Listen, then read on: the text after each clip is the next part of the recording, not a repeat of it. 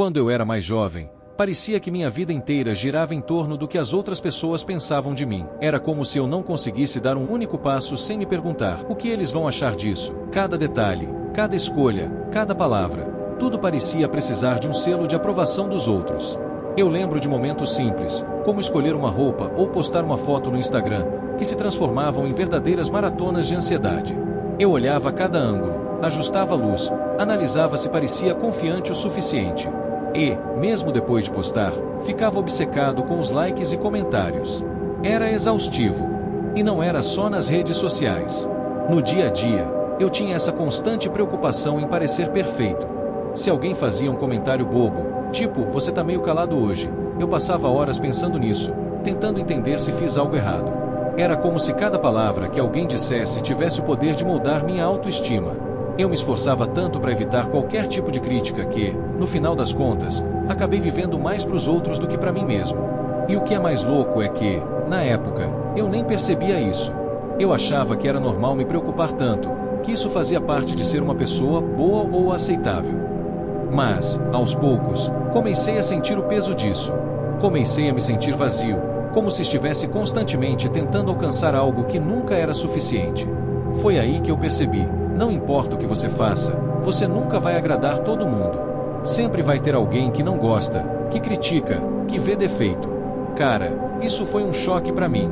Porque, por muito tempo, eu acreditei que, se eu fosse perfeito o suficiente, as pessoas não teriam do que reclamar.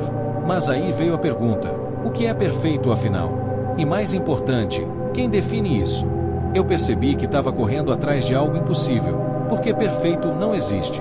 Foi aí que minha jornada de autoconhecimento começou. Eu decidi que não dava mais para viver assim, preso no medo constante de ser julgado. Eu precisava descobrir quem eu era, independente do que os outros achassem. E deixa eu te dizer, esse processo não foi nada fácil. Eu tive que encarar algumas verdades bem desconfortáveis sobre mim mesmo.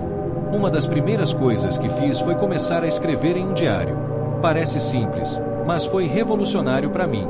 Colocar meus pensamentos no papel me ajudou a enxergar as coisas de uma forma mais clara. Eu comecei a identificar padrões, momentos em que eu me sentia mais inseguro, coisas que me incomodavam mais. E percebi que muitas dessas inseguranças vinham de experiências do passado.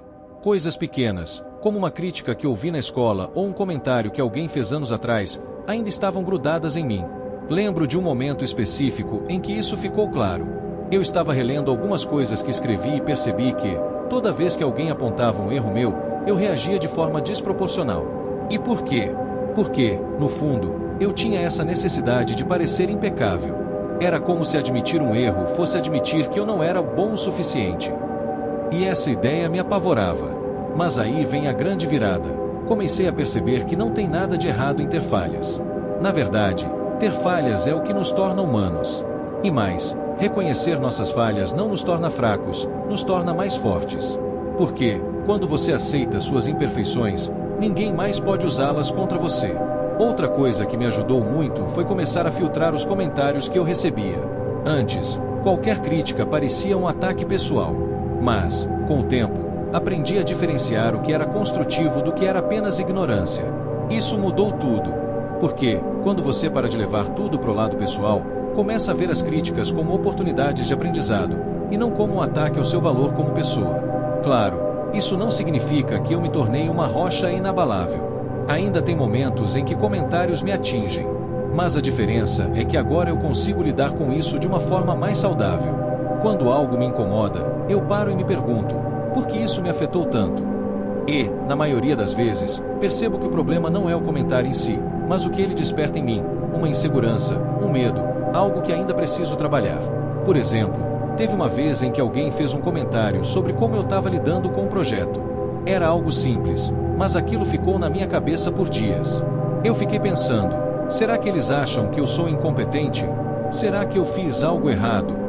Depois de muito refletir, percebi que o problema não era o comentário, mas o fato de que ele tocou em uma insegurança minha, o medo de não ser bom o suficiente. Isso me levou a uma das maiores lições que aprendi. A maioria das coisas que nos incomodam não tem a ver com os outros, mas com a forma como vemos a nós mesmos. Quando alguém faz um comentário negativo, o que realmente dói é o que ele confirma dentro de nós. Por isso, evitar os comentários dos outros não resolve o problema. A verdadeira liberdade vem quando você para de fugir e começa a enfrentar suas inseguranças de frente.